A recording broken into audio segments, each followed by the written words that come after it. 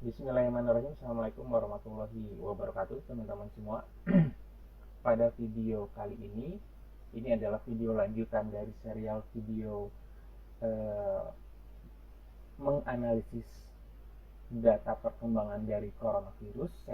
Saya udah buat video episode pertama, yaitu kita kemarin ngambil data perkembangan coronavirus sampai tanggal 29 Maret, lalu kita implementasikan itu dalam T5JS. Jadi kita buat grafiknya, yang nanti dari grafik itu akan kita pakai untuk memprediksi. Caranya dengan memodelkan datanya, dan kita akan melihat prediksi perkembangan dari datanya. Ini salah satu pekerjaan dari seorang data scientist. Nah, datanya sudah saya jelaskan, saya ambil dari databooks.katadata.co.id. Lalu saya buatnya, saya buat kemarin tanggal 29. Jadi saya rekaman tanggal 29 untuk membuat grafik perkembangan coronavirus seperti ini dari data yang ada. Nah, hari ini tanggal 30, hari berikutnya saya akan buat model analisis regresinya. Akan buat model regresinya dari data coronavirus ini, data yang kita punya sampai tanggal 30 ini. Nah, nanti modelnya akan kita komparasi dengan model dari negara lain. Nah, saya cari datanya ada di worldometers.info. Di sini ada data pengembangan coronavirus hari ke hari. Nanti data yang kita pakai adalah data yang dari Cina. Kenapa saya akan pakai data yang dari Cina? Karena asumsinya bahwa data Cina ini sudah selesai. Nah, maksud penggunaan data dari Cina ini seperti apa? Jadi data yang ada dari Cina kita modelkan dalam bentuk regresi. Nanti ada berbagai macam regresi yang akan saya terangkan, yang akan saya pakai. Nanti model regresinya, nilai koefisiennya atau nilai parameternya itu akan kita masukkan ke dalam data di Indonesia. Tentu tidak benar-benar ekvivalen, akan banyak bias di sana, terlebih karena persoalan non matematika atau di luar persoalan matematika, di luar persoalan statistika yang tidak bisa saya ambil. Maksudnya apa? Persoalan kebijakan publik yang berbeda, persoalan geografi yang berbeda, kultur dan lain sebagainya yang berbeda. Jadi dalam simulasi regresi seperti ini memang tidak mungkin 100% akurat, bahkan bisa jadi salah total gitu ya. Karena nanti saya dalam analisisnya saya benar-benar hanya menggunakan data yang ada gitu ya. Saya tidak menambahkan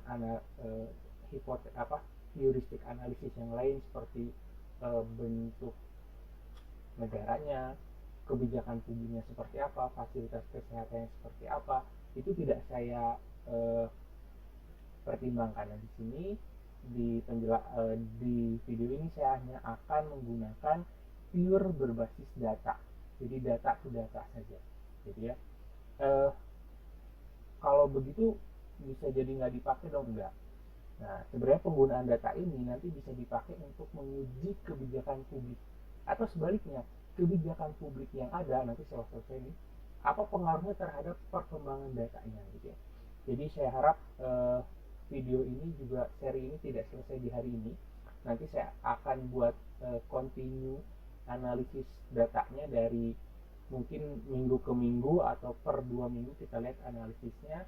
Sebenarnya lebih menarik kalau dihubungkan dengan kebijakan publik Indonesia. Jadi nanti dianalisis per kebijakan publik. Misal kemarin kebijakan publiknya longgar, sekarang setelah 2 minggu ada social distancing. Nah, nanti misalkan Indonesia akan ada lockdown, nanti per fase itu nanti kita akan lihat analisis datanya.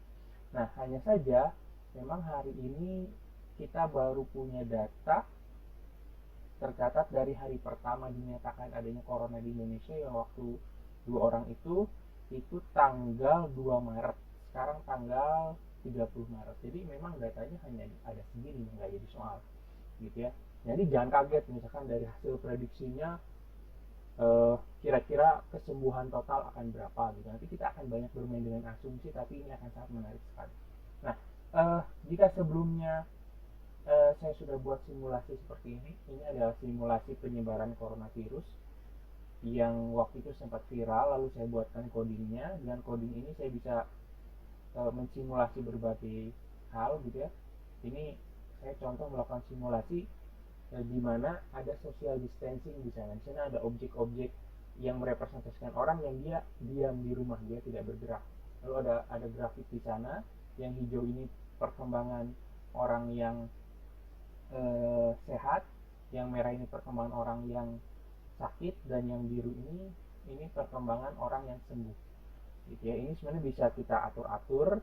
Misalkan saya mau pakai mekanisme lockdown gitu ya, dengan simulasi ini, maka saya tinggal ganti peluang bepergiannya di sini jadi 0. Saya ubah jadi 0, maka hanya ada satu orang di sana yang suspek corona pergi ke sana kemari lah, asumsinya gitu, dia datang dari luar negeri pergi ke sana kemari, maka bentuk grafiknya seperti ini. Hanya 10 orang yang terinfeksi dan sembuh, sedangkan 190 orang lainnya tidak tidak terkena dengan corona. Ini kalau full lockdown. Nah, kalau peluang bepergiannya saya ubah menjadi 1, maka berarti semua orang bergerak, nggak ada lockdown, bebas sama sekali. Mungkin persis seperti fenomena yang ada di Italia, semua orang bebas gitu. Akhirnya apa? Memang kurvanya seperti ini ya, kurva merahnya akan cepat menjulang tinggi. Lalu karena asumsinya bahwa semua orang itu akan sembuh, nah itu bergantung dengan fasilitas kesehatan yang kita punya. Nah, cara men-setting di simulasi ini, men-setting bagaimana prakteknya di sini nih, ada batas kemampuan penanganan kesehatan dari 0 sampai 100. Kalau saya buat jadi 100, ini sebenarnya batas grafik, ada garis di sini, cuman mungkin gambarnya kurang terlihat. Saya set 60. Nah, ini ada garis ya. Ini batas kemampuan fasilitas kesehatan. Jadi kalau ada yang angka merah di atas itu, iya asumsinya meninggal dunia gitu ya. Nah, sedangkan kemampuan masa penyembuhan, misalkan ini ada masa penyembuhan di sini. Kalau masa penyembuhannya saya perlama gitu ya, 200 gitu ya, lama sekali dia untuk menjadi sembuh, maka sangat luar biasa, akan banyak orang yang ada di atas garis kemampuan fasilitas kesehatan gitu. Tapi kalau saya buat cepat ya, setiap orang sakit cepat, maka grafiknya akan kecil seperti ini. Bahkan orang yang sakit ini akan ada di bawah garis gitu ya. Sekarang kita mulai ya. Nah, yang akan kita lakukan adalah kita akan ambil data pasien coronavirus terbaru per hari ini 30 Maret. Kita ambil dari databooks.katadata.co.id. Ada 2 data di sini. Ada data perkembangan kasus per hari, ada data perkembangan pasien, grafik perkembangan pasien gitu ya. Nah, yang akan kita pakai nanti, kita akan coba dua-duanya gitu ya. Kita akan coba dua-duanya. Kalau yang ini kan per hari, kasus-kasus per hari. Kalau muncul per hari, kalau ini kasus total per hari dan kasus sembuh per hari.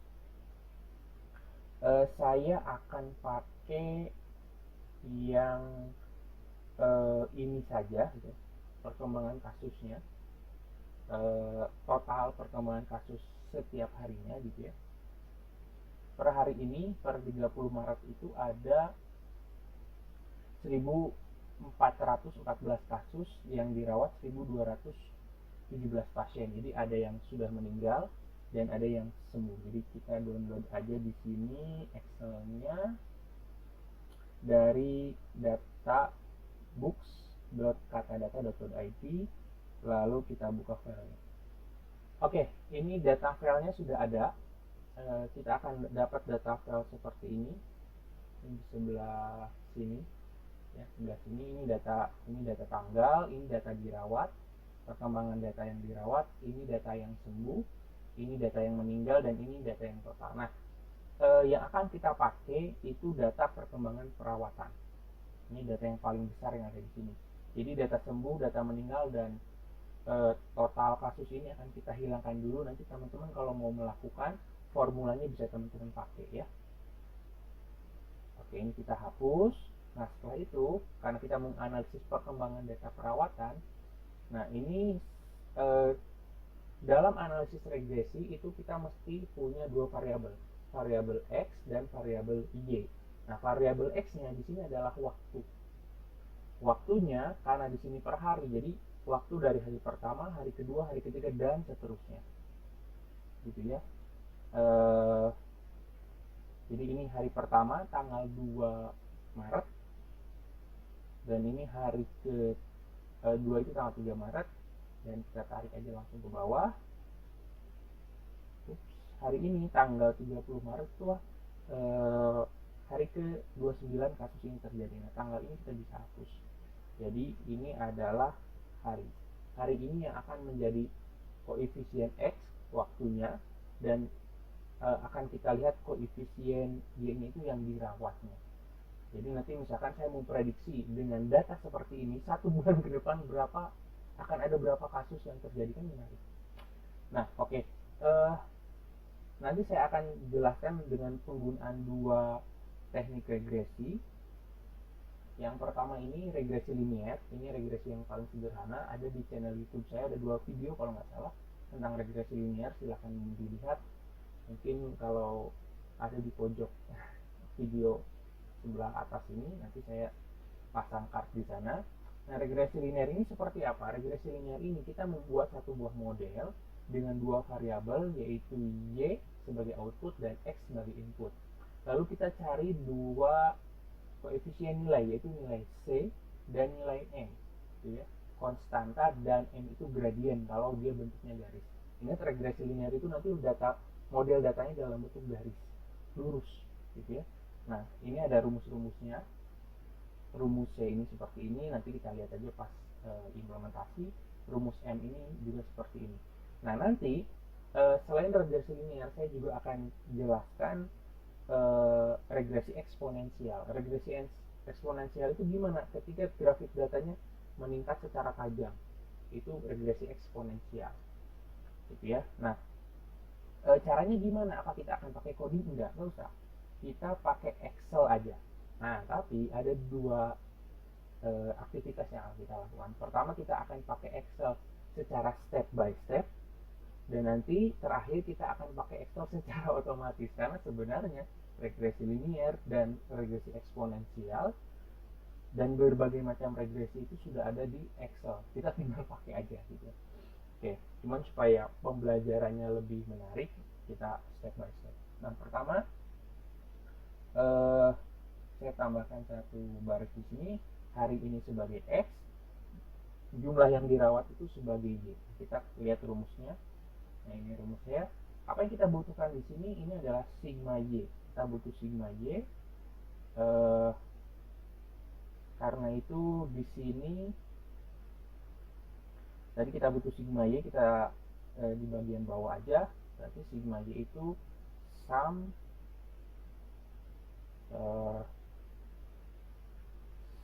dari keseluruhan Y. Ada ya, sigma Y. Setelah itu sigma X kuadrat. Berarti kita harus tambahkan satu baris baru, yaitu adalah X kuadrat. X pangkat 2 gitu ya. Berarti ini sama dengan X dikali dengan X. Enter. Kita tarik ke bawah. Lalu di sini kita sum lagi. Ya, jadi ini sigma X kuadrat, ini sigma Y. Kita butuh apa lagi? Kita butuh sigma X di sini. Di sini ya, sigma X, ini X, kita sum aja. Ada ya, ini kita sum. Oke, udah ada. Ini sigma X, ini sigma Y, ini sigma X kuadrat. Ini saya freeze dulu di sini. Mana ya? Freeze. Oh ini. Jadi nanti kelihatan ya. Nah, terus saya butuh apa lagi? Di sini saya butuh sigma X kali Y. Berarti di sini saya butuh X dikalikan dengan Y. Ini sama dengan X dikalikan dengan Y. Enter. lalu kita tarik garis ke bawah sini. Ini si X kali Y, sigmanya ada di sini, ini kita sum. Oke, udah ada. Lalu butuh apa lagi? X kali Y sudah, N itu jumlah data sudah, X kuadrat sigma X kuadrat. Oh, berarti kita butuh X kuadrat. Udah ada ya. X kuadrat udah ada, sama dengan ini. Nah, ini yang belum ada nih. Sigma X dikuadratkan. Jadi ini kan tadi sigma X yang ini, yang 435 ini sigma X. Nah, berarti kita butuh sigma X kuadrat. Ini sama dengan ini dikalikan dengan ini. Nah, oke. Semua komponen rasanya sudah ada. Nah, sekarang kita tinggal masukkan ini ke dalam rumus. Kita mau cari C, kita mau cari M, konstanta dan gradien. Rumusnya gimana? Ini saya tarik ke sini ya, supaya kelihatan. Nah, oke ya. Ini adalah. Oke. Kita lihat di sini. Ups. Oke. C sama dengan, ada bagian atas bagian bawah, kita kurungin dulu atas bawahnya, atas bagi bawah. Bagian atas apa? Sigma Y dikalikan dengan sigma X kuadrat. Saya kurungin dulu. Sigma Y itu yang mana? Yang ini dikali dengan sigma X kuadrat yang ini, lalu dikurangi dengan sigma X dikali dengan sigma X kali Y. Oke, bagian atasnya sudah selesai. Sekarang bagian bawahnya N itu jumlah data. Jumlah data yang kita punya itu sebanyak 29 dikalikan dengan sigma X kuadrat. Sigma X kuadrat ini yang ini 855 ini kita tutupin dulu, kurung tutup. Lalu kemudian dikurangi dengan sigma X dikuadratkan. Sigma X dikuadratkan yang ini. Oke, sudah ya. Coba kita lihat ini, kita perbesar dulu. Enter. Oke. C-nya sudah ketemu. Kita lihat lagi rumusnya, sudah betul. Oke, sudah ketemu. Nah, sekarang kita cari M. Oke, ini kayaknya perlu kita perkecil.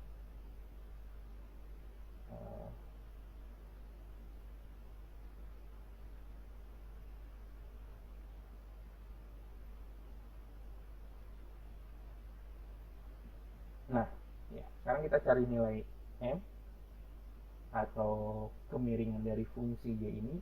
M ini adalah ini, N dikali, seperti biasa sama dengan dulu, kita akan proses bagian atas itu N 29 dikali dengan sigma XY yang ini, lalu ini harus kita kasih tanda kurung dulu, lalu dikurangi dengan sigma X yang ini dikali dengan sigma Y yang ini. Bagian atasnya sudah, sekarang kita bagian bawahnya adalah N 29 dikali dengan sigma X kuadrat yang ini kita tutup dulu, lalu dikurangi dengan sigma X dikuadratkan. Oke, kita sudah punya nilai koefisien C dan M nya. Artinya apa? Nah, sekarang kita bisa melakukan satu buah pengujian model. Gitu ya. Pengujian model itu seperti apa? Kita uji keakuratan dia dalam memprediksi. Caranya gimana? Di sini saya kasih Y aksen, ya. Y aksen itu apa ya? Masukkan aja rumus dasar regresi linear yang di sini dengan C dan M yang ini. Jadi Y aksen yang ini Ini sama dengan C, yaitu yang ini ya, kita pakai Fn, kita pakai F4 supaya dikunci. Habis itu ditambah dengan M itu yang ini, kita kunci juga, dikalikan dengan nilai X nya, nilai X nya ini 1, lalu kita tutup. Oke. Jadi WRC nya adalah minus 250. Sorry, ini kayaknya ada yang salah. Kita cek dulu fungsinya. A few moments later. Barusan saya cek dulu karena di sini angkanya sangat besar sekali YX-nya, tapi ternyata saya tidak salah menggunakan rumus karena ini memang kelemahan dari regresi linear. Nanti kalau kita lihat sebenarnya datanya itu eksponensial. Cara melihat datanya kita blok aja ini dari data pertama sampai data yang terakhir, lalu kita view, kita insert. Nah, lihat ya, sebenarnya datanya itu eksponensial. Nah, sedangkan regresi linear itu garis lurus, jadi nanti errornya itu sangat tinggi. Nah, sekarang kita hitung koefisien dari errornya. Caranya gimana? Cara menghitung kemampuan satu buah model mengklasifikasi, nanti nilainya dari 0 sampai 1 itu menggunakan namanya coefficient of determinants, atau biasanya disimbolkan dengan R kuadrat. Ini ada penjelasannya di Wikipedia. Saya coba cari yang berbahasa Indonesia. Ini ada dari website agungbudisasoto.com. Di sini ada penjelasannya bahwa R squared merupakan rumus pembagian antara sum squared regression dengan sum squared total. Nah, caranya gimana?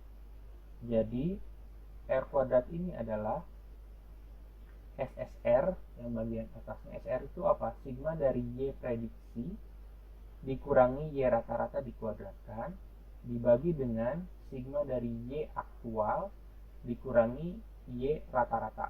Nah, jadi kalau dari data kita pertama butuhkan adalah Y rata-rata. Y rata-rata, misalnya di sini saya buat Y rata-rata ini sama dengan average dari nilai Y.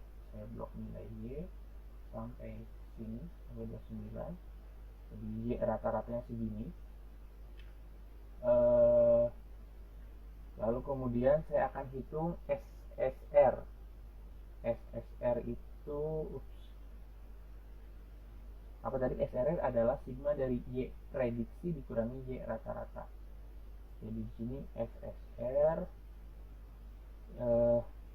Y prediksi ini ya sama dengan Y prediksi dikurangi Y rata-rata. Ini harus kita kunci dulu. Oke, kita enter, lalu kita tarik ke bawah dari sini, jangan lupa. Lalu kemudian kita butuh SST. SST itu adalah selisih dari Y aktual dikurangi Y rata-rata. Jadi sama dengan Y aktual dikurangi dengan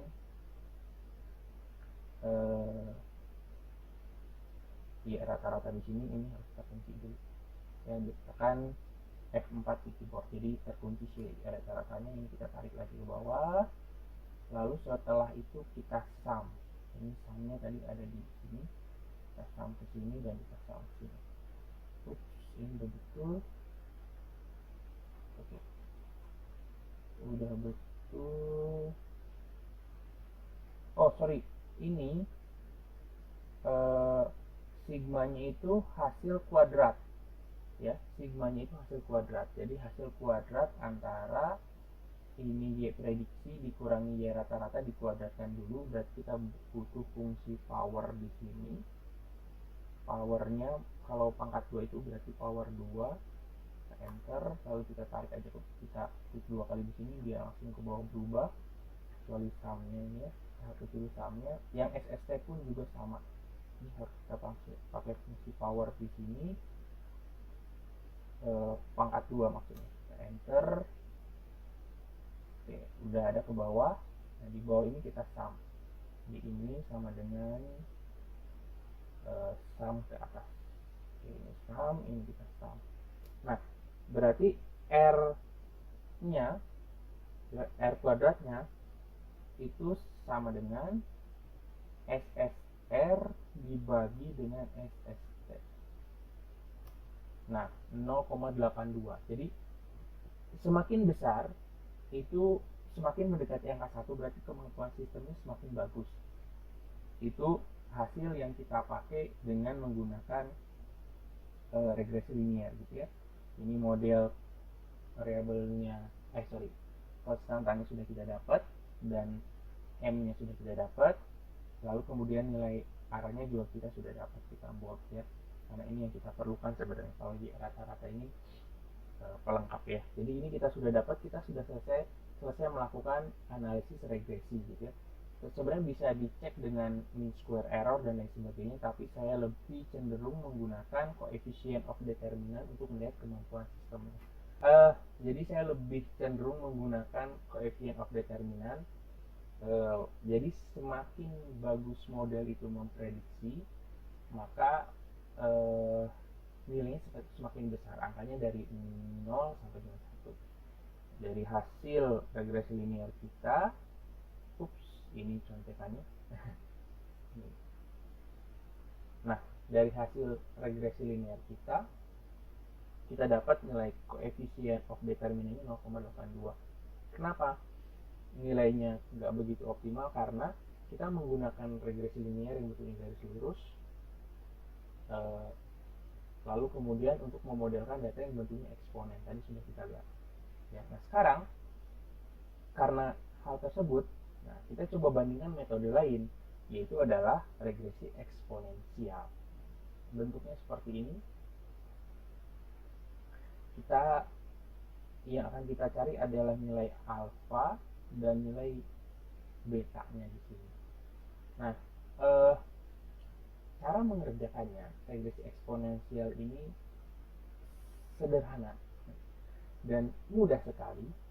Caranya gimana? Caranya kita hanya perlu mengganti nilai y-nya di sini. Jadi y-nya ini perlu kita ubah ke bentuk nilai log dari y-nya ini.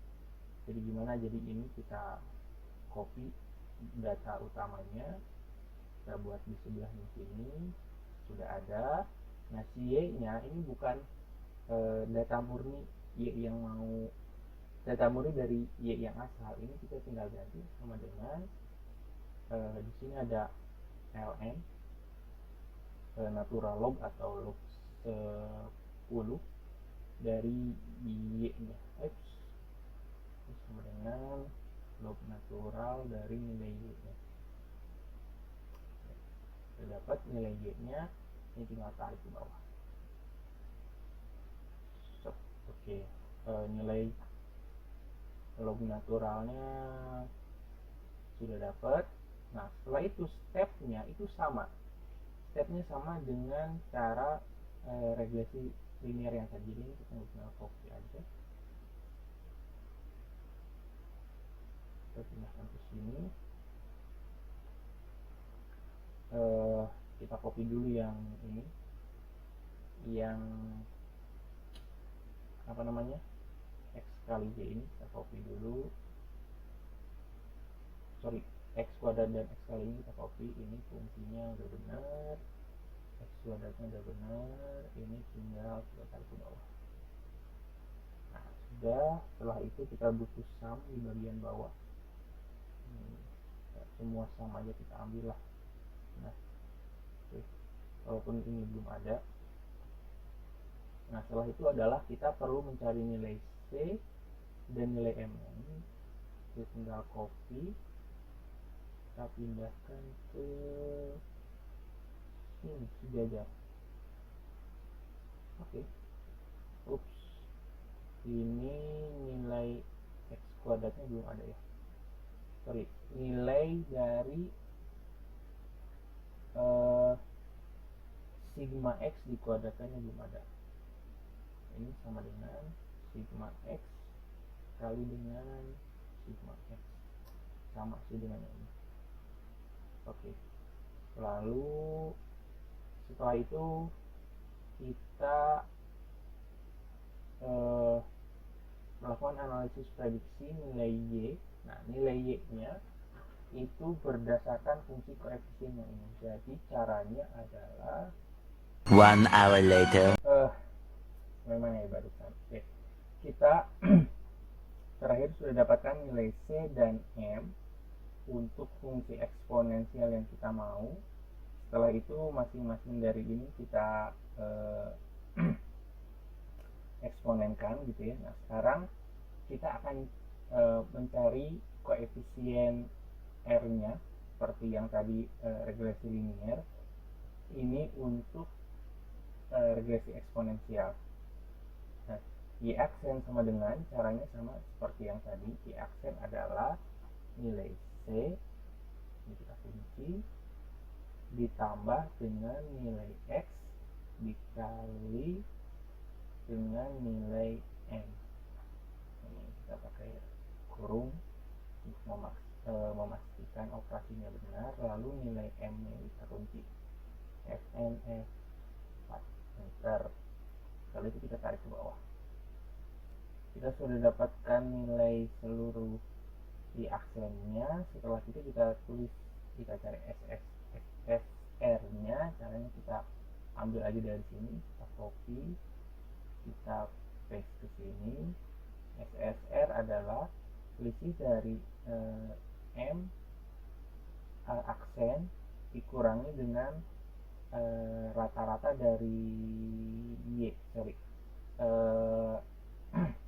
SSR itu dihitung dari nilai Y aksen dikurangi Y aksen dikurangi dengan rata-rata dari Y. Nah, rata-rata yang kita pakai itu rata-rata di sini ya. Rata-rata yang ini kan tadi yang kiri ini rata-rata untuk regresi linear. Jadi dikurangnya ini lalu dikuadratkan, kita enter, lalu kita tarik ke bawah, ke bawah sampai dengan 29 yang dihapus. Nah, sedangkan SST itu adalah data dari Y yang kita mau ini dibagi dengan dikurangi dengan rata-ratanya baru dikuadratkan. Jadi ini bisa geser sini. Oke, jadi SST itu adalah nilai Y nya dikurangi dengan Y rata-rata dikuadratkan. Kalau tadi SSR itu nilai Y aksen dikurangi dengan Y rata-rata dikuadratkan. Oke, SST nya kita tarik ke bawah. Oke, sudah selesai. Lalu kita sum. Di sini. Nah, sekarang kita cari koefisien R-nya. Koefisien R-nya itu sama dengan SSR dibagi dengan SST. Kita enter. Boom. Nah, lihat di sini bahwa koefisien R untuk regresi eksponensial itu lebih baik dibanding dengan regresi linear. Nah, ini tahapannya saya perbesar ya. Jadi ini saya contohkan step by step kita melakukan regresi linear dan sini regresi eksponensial. Ini secara step by step. Nah, sekarang sebenarnya di Excel itu ada cara praktisnya. Jadi nggak perlu kita kali cari X kuadrat dan lain sebagainya. Cukup caranya begini. Begini yang teman-teman dulu ini. Kita blok aja data dari data pertama sampai data yang terakhir. Setelah itu pilih insert, di bagian chart ini pilih scatter, kita klik. Nah, nanti akan muncul grafik seperti ini. Nah, setelah ada grafik seperti ini tinggal kita ganti layoutnya jadi yang ini, layout 3. Nah, setelah layout 3 seperti ini nanti kita klik garisnya ini, nanti ada opsi sebelah kanan. Di sini display equation on chart sama display R square value on chartnya. Nah, di sini pilih linear, maka hasilnya adalah seperti ini. Lihat, Ada di sini ada rumusnya bahwa Y sama dengan 40,292 kali X dikurangi 291,24. Ini sama dengan proses yang kita lakukan secara step by step gitu ya. Dan nilai R-nya juga sama 0,820, cuman sini ada pembulatan gitu ya. Nah, bagaimana dengan yang eksponensial ini? Kita tinggal duplikat grafiknya ke sini, lalu si garisnya ini kita tinggal ganti dengan eksponensial sum. Oke. Nah, di sini muncul fungsinya sini Y sama dengan 1,6618. Ini sudah ditransformasi ke dalam bentuk ke dalam bentuk fungsi yang eksponensial. Ini 11618 ini yang ini, nilai C yang di eksponensial kali E pangkat 0,2553 yang ini kali dengan X. Jadi ini rumus rumus akhirnya. Nah, nilai R-nya 0,99955 sama ya. Nah, jadi sebenarnya tahapan barusan kita yang manual step by step cari itu sebenarnya ada di Excel gitu ya. Tapi untuk pembelajaran nggak apa-apa lah, saya jelaskan. Nah, sekarang kita akan mencari dengan data yang kita punya sejauh ini, mana yang nilai R-nya itu paling bagus gitu, dari data yang ada ini. Nah, caranya ini saya zoom out dulu ya, saya perkecil, saya copy, terus ini grafiknya, terus grafik yang ini saya copy, saya buat grafik baru di sini ya, lalu saya klik garisnya. Nah, di sini kan di Excel itu ada beberapa pilihan trend line optionnya. Kita bisa ganti ke linear, tadi sudah ya. Ini nilai R-nya 0,8. Kita ganti ke logaritmik. Ternyata logaritmik nilai R-nya atau nilai komponen eksponensialnya itu cuma 0,4984. Ya, coefficient of determinant. Jadi kalau pakai logaritmik ini koefisien determinannya hanya 0,4984 gitu ya, nggak bagus gitu ya. Kalau kita pakai polinomial, nah kalau pakai polinomial ini ada ordernya, ini ada fungsi akhirnya di sini ya. Nah, ini garisnya, ini kalau pakai order 2 nilai R-nya 0,999949 gitu ya, lebih baik dibanding menggunakan yang eksponensial. Jadi dengan polinomial ininya koefisien determinannya lebih bagus. Nah, kita lihat, kita coba naikkan ordernya jadi order 3. Ini dia semakin fit gitu ya, semakin fit. Lalu kemudian kita naikkan lagi ordernya, order 4, order 5, order 6. Nah, di Excel ini maksimal sampai order 6. Nah, cara mencari fungsi eksponensial ini teman-teman bisa pakai eliminasi Gauss, ya, tutorialnya di luar sana bagaimana membentuk fungsi polinomial. Nah, tapi masalahnya adalah order berapa yang paling tepat. Lihat ya di sini ya, meskipun order 6 ini bagus ya nilai R-nya, tapi belum tentu dia nanti bisa memprediksi dengan baik, karena bisa jadi terjadi overfitting. Saya sempat bahas overfitting di podcast saya tentang machine learning dan human learning, tapi itu dalam perspektif pemikiran manusia. Nah, dalam perspektif data kapan-kapan lah saya jelasin gitu ya. Nah, kalau dilihat tadi kan polinomial ini paling bagus ya. Kalau saya pakai power ini dia eksponensinya nilai R-nya masih di bawah dari nilai eksponennya, jadi nggak akan kita pilih. Kalau pakai moving average, ini tergantung moving average yang mau kita pakai. gitu ya. Tapi ini kita nggak bisa memperlihatkan dari hasil akhirnya, karena moving average ini bukan membentuk sebuah fungsi.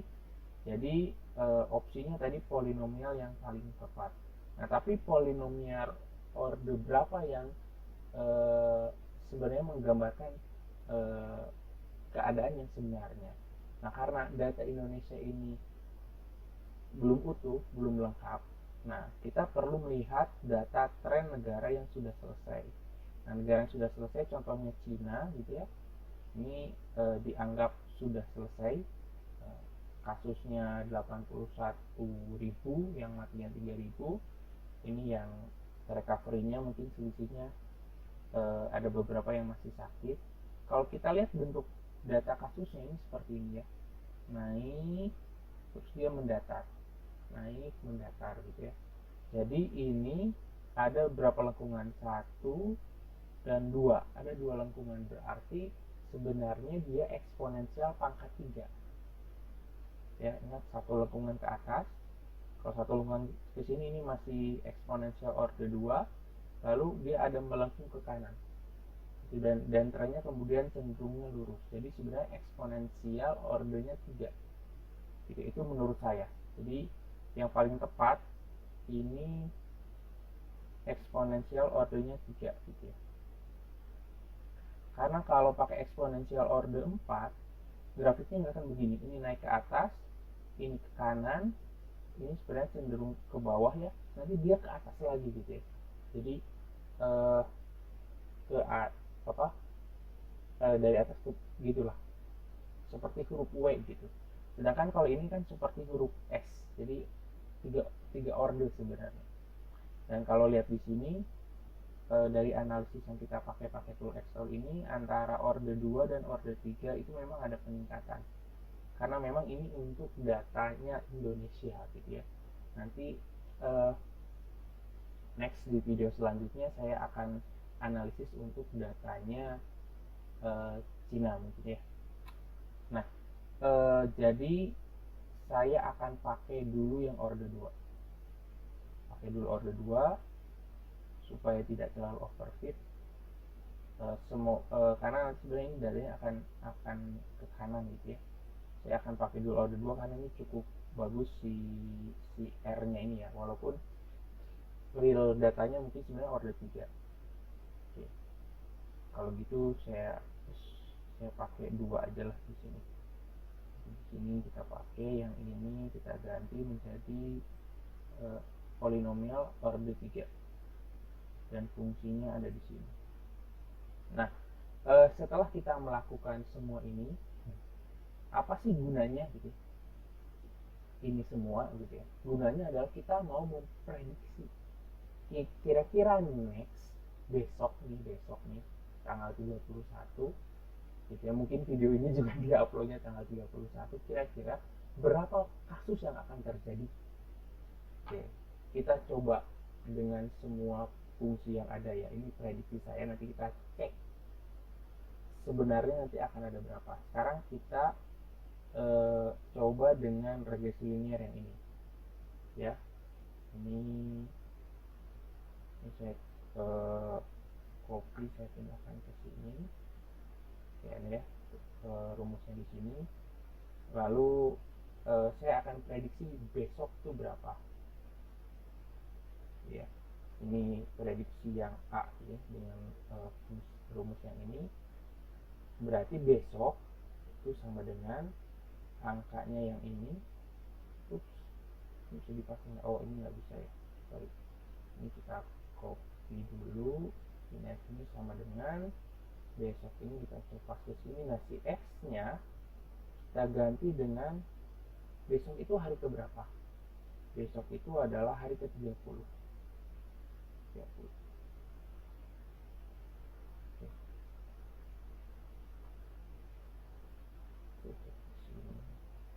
Bisa nggak ya? Oh, oke, bisa. Jadi menurut regresi linier dari data yang ada terakhir hari ke-29, besok di hari ke-30 angka kasus corona itu akan 917. Jadi karena dia bentuknya lurus. lihat di sini gapnya sangat besar ya, dan saya yakin besok nilainya akan jauh dari angka ini. Nah, itu untuk penggunaan regresi linear. Lalu yang kedua, kita gunakan fungsi eksponensial. Ini udah ada rumusnya di sini. Ini saya coba pindahkan dulu supaya lebih jelas. Nah, udah di sini. Kita akan prediksi besok hari ke-30. Jadi ini sama dengan ininya saya copy dulu. Ini kita copy, pindahin sini sama dengan ini. Lalu kita tinggal ganti E-nya. Ini kali, ini eksponensial dari 0,2553 dikali dengan X.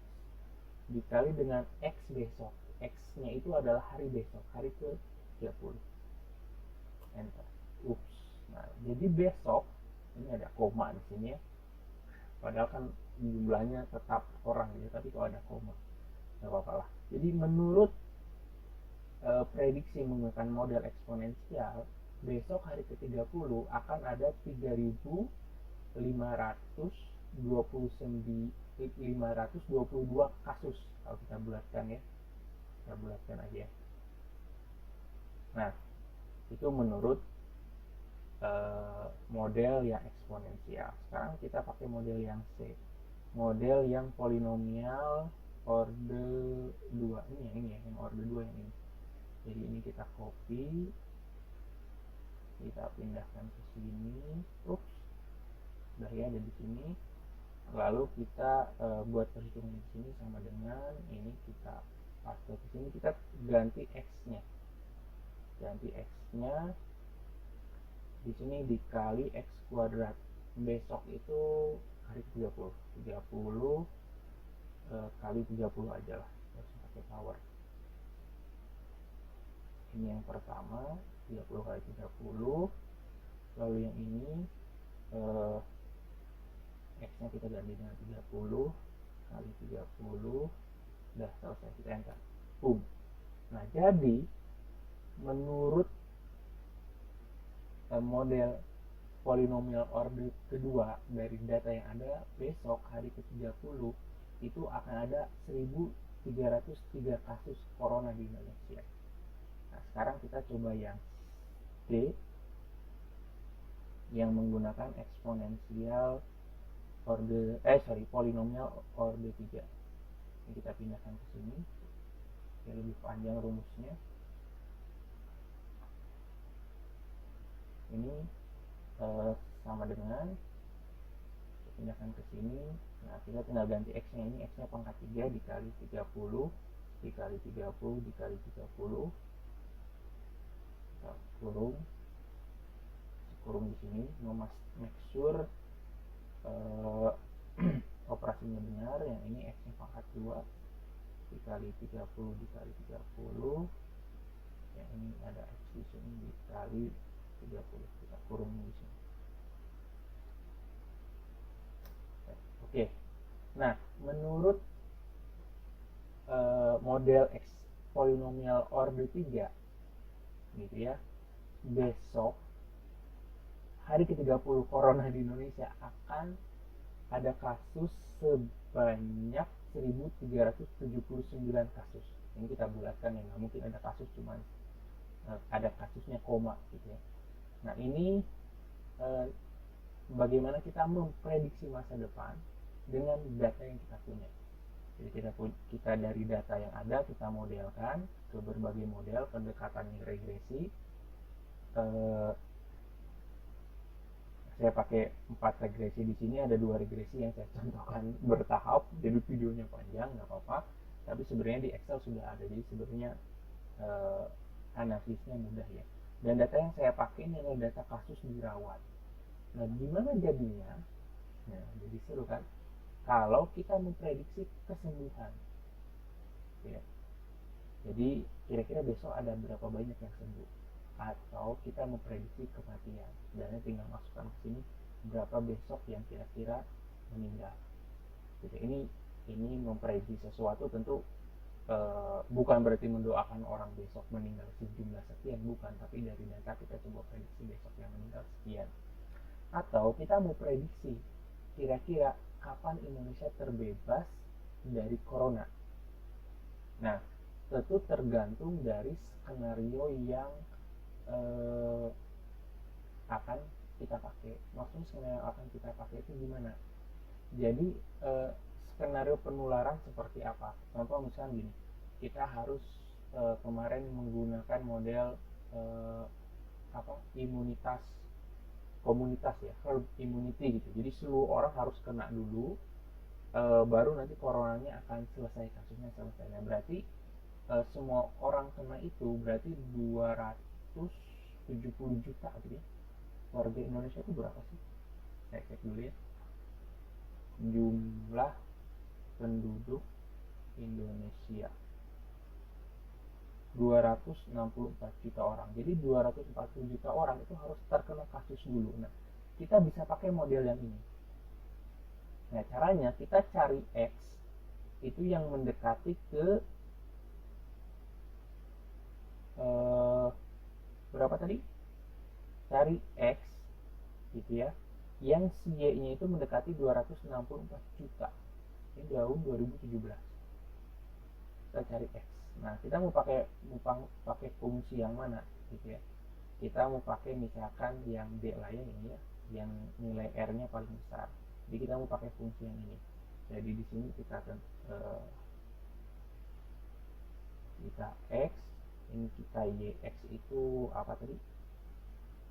X itu sebagai hari, yaitu kasus. Ini kan kemarin lagi rame herd immunity, jadi semua orang harus kena dulu gitu ya, supaya kasus ini bisa selesai di Indonesia. Berarti kita cari hari, berapa hari untuk berapa tadi? 264 juta kasus terjadi dulu. Nah, caranya kita pakai fungsi yang ini kita copy, pindahin ke Y, terus ini kita copy, kita pindahkan ke Y, tapi si 30 nya itu kita ganti dengan X yang mau kita cari di sini.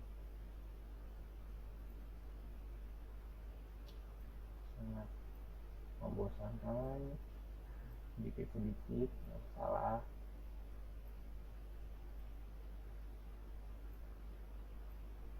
Oke.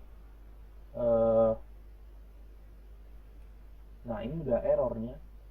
Hari ke-0 aja udah ada 17.000 kasus gitu ya. Gimana kalau kita pakai polinomial orde 2 ini? Berarti kalau pakai yang ini ada 94.000 kasus di hari ke-0, nggak masalah lah. Oke, kita pakai yang ini aja. Memang dalam analisis prediksi pasti ada error gitu ya. Nah, sekarang kita akan cari X-nya berapa yang kira-kira nanti ini jadi jumlah warga Indonesia 264 juta. Hari ke-30 besok belum. Hari ke-60 ini berapa? Baru 11.000. Hari ke-90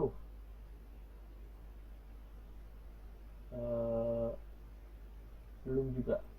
Hari ke-120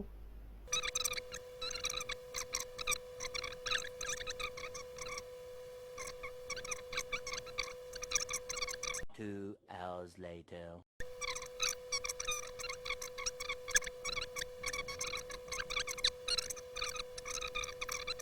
One hour later. Di hari ke-1720, maka dengan model polinomial order ketiga dari data yang ada ya, datanya baru 29 hari ini, itu maka semua orang di Indonesia kira-kira akan tertular gitu ya. 1720 hari dari tanggal berapa? Hari pertama itu udah saya hapus ya, tanggal 2 tanggal 2 Maret. Indonesia berapa? 264. Oh, berarti kurang ya, sama 1 deh, tambah 3 tambah 4 terus masih kurang tambah tambah 5. Nah udah lah ya. Oke, kita ulangi. Mohon maaf videonya jadi bertele-tele. Dari data yang ada, yaitu hari ke-29,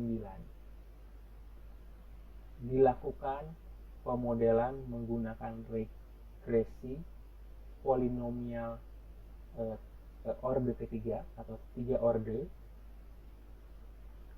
maka akan didapati seluruh warga masyarakat Indonesia sebanyak kira-kira 264 juta penduduk itu semuanya akan terkena corona di hari ke-1725 dari hari pertama kasus itu diumumkan. Nah, kapan hari ke-1725 itu? Jadi hari ke-1725 dari tanggal 2 Maret 2020 itu adalah hari Kamis tanggal 21 November tahun 2024. 4 tahun lagi bulan November. Nah, begitu ya. Kalimatnya harus utuh, tolong jangan dipotong, jangan diviralkan bahwa saya memprediksi tahun 2024 ini baru selesai kasus corona di Indonesia. Tentu tidak. Nanti entah 2 minggu atau 1 minggu dari sekarang, model ini ya akan kita terus kembangkan. Yang dikembangkan apanya sih? Datanya kita tambah, dan datanya kita tambah, gitu ya. Nah, kalau teman-teman mau menggunakan file Excel yang ini, mau menganalisis kasusnya, misalnya bukan hanya yang dirawat, yang sembuh, yang sehat, dan lain sebagainya, ataupun misalkan pakai skenario lockdown, misalkan besok full Indonesia lockdown, asumsinya tidak ada lagi kasus yang akan kira-kira bertambah, nanti kurvanya otomatis tidak akan naik terlalu tinggi kan. Nanti kita bisa memprediksi misalkan kira-kira dari hari ke-29 ini ada 1217 kasus, kapan 1217 kasus ini akan sembuh. Nah kan menarik, itu mungkin kabar baiknya, kita bisa memprediksi seperti itu. Oke, teman-teman, videonya cukup panjang, nggak masalah gitu ya, buat pembelajaran. Nanti sekali lagi kita akan update terus datanya, tetap nonton di channel saya. Nanti mungkin 2 minggu atau 1 minggu ke depan kita akan menggunakan model yang ini untuk memprediksi. Nanti kita lihat kalau ada kebijakan publik baru yang diterapkan oleh pemerintah, saya akan rekaman lagi dan kita akan analisis lagi datanya. Mungkin angkanya pasti akan berubah drastis karena kebijakan publik mempengaruhi bagaimana perkembangan kasus corona di Indonesia ini. Itu aja teman-teman, semoga videonya bermanfaat. Saya bukan mau nakut-nakutin, sebenarnya tinggal ganti datanya data kesembuhan tuh, jadinya kita bisa melihat data kesembuhan Indonesia ini, kira-kira Indonesia akan kapan seluruh warganya sembuh dari corona. Nah, kalau lihat di sini grafik kesembuhan itu cenderung linear ya, tidak eksponensial ataupun tidak polinomial. Itu aja, terima kasih. Jangan lupa share video ini ke teman-teman yang suka statistik, teman-teman yang suka metode numerik, yang suka data science, yang suka machine learning. Ini juga bagian dari contoh implementasi machine learning sederhana, hanya menggunakan Excel untuk masalah yang kita hadapi hari ini. Jadi setiap masalah yang ada di dunia nyata sebenarnya kita bisa modelkan. Oke, bukan untuk menakut-nakuti, tapi sebagai satu bentuk kewaspadaan. Terima kasih. Sekian dari saya Ridwan Ilyas. Sampai ketemu lagi di video lainnya. Wassalamualaikum warahmatullahi wabarakatuh.